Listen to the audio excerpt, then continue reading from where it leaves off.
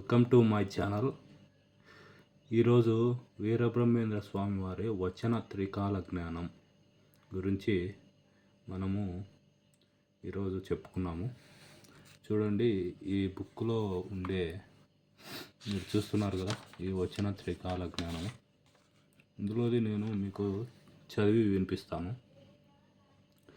శ్రీ మహావిష్ణువు దుష్ట శిక్షణకై భూభారం తగ్గించడకై అనేక అవతారములు ధరించెను.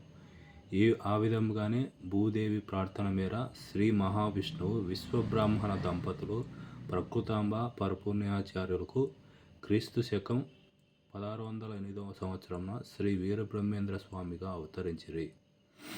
ఆంధ్రప్రదేశ్లోని కర్నూలు జిల్లాలో బనగానపల్లె గ్రామంలో గరిమిరెడ్డి అచ్చమ్మ గారి ఇంటి వద్ద పశువుల కాపరిగా ఉండి సమీపంలో గల అడవి కొండ ప్రాంతంలో గోవులను కాయచు రవ్వలకొండ గుహలో ప్రపంచంలో సంభవించే విషయములన్నిటినో కాలజ్ఞానము పేర తాళపత్రాల్లో వ్రాసి గరిమిరెడ్డి అచ్చమ్మ గారి ఇంటి ముందు పాత్రలో ఉంచిరి.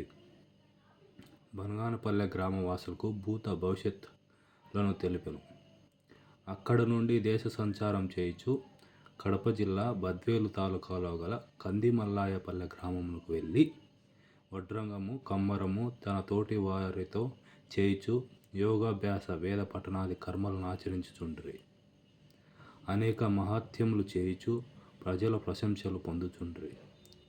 పెద్ద కొమ్మెర్ల గ్రామ నివాసి విశ్వబ్రాహ్మణ శ్రేష్ఠుడైన శివకోటయాచార్య గారి పుత్రిక మహాలక్ష్మి అంశచే ఆవిర్భవించి యుక్త వయస్కురాలైన గోవిందమాంబను వివాహమాడెను. అత్తమామలకు మొదటి సంతానంగా జన్మించిన పుత్రుని వారికి దత్తత ఇచ్చి మిగిలిన పుత్రులను పుత్రికను పెంచి పెద్ద చేసి వారికి వివాహం చేసెను. అచ్చటగల పండిత పామర్లకు, పుష్పగిరి అగ్రహారికులైన విప్రశ్రేష్ఠులకు, కడప బద్వేలు హైదరాబాదు నవాబులకు ఇంకను అనేక మందికి కాలజ్ఞాన భవిష్యత్తును వివరించెను. భక్తుల అజ్ఞానం నశింపజేసి జ్ఞానబోధ చేసెను.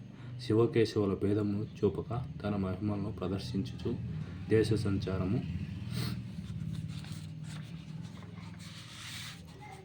సంచారం చేసెను. కులమత భేదములు నశింపచేయటంలో సఫలీకృతులయ్యను. కులమతములకు తావీయక మహమ్మద్ కులస్థుడైన సిద్ధయ్యను, హరిజనుడైన కక్కయ్యను శిష్యునిగా చేర్చుకొని వేదాంత రహస్యములు తెలియజేసి బ్రహ్మజ్ఞానము ఉపదేశించిన మహనీయుడు వీరబ్రహ్మేంద్ర స్వామి. క్రీస్తు శకం 1693 సంవత్సరం శ్రీముఖనామ సంవత్సరం వైశాఖ శుద్ధ దశమి తిథియందు శుభ సమయంలో సజీవ సమాధి చెందిరి. వీరబ్రహ్మేంద్ర స్వామి తపస్సంపన్నులగుట జగమెరిగిన సత్యమే.